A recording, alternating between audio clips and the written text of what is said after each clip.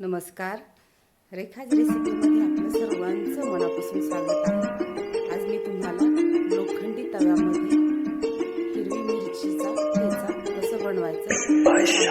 सोपी रेसिपी आहे आणि सर्वांना अशा पद्धतीने केलेलं आवडतं। ज्वारीची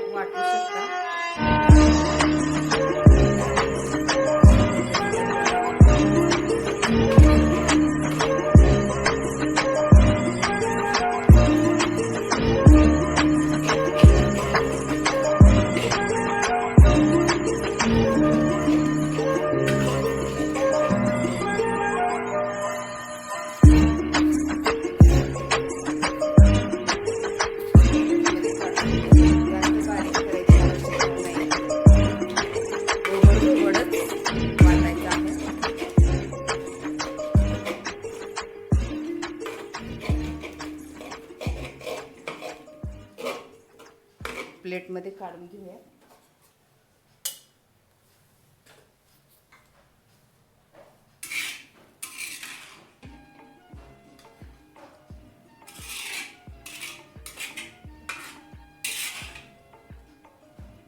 लोखंडी तव्यामध्ये बनवल्यामुळे खूप पौष्टिक हा हिरव्या मिरचीचा ठेचा तयार झालेला आहे।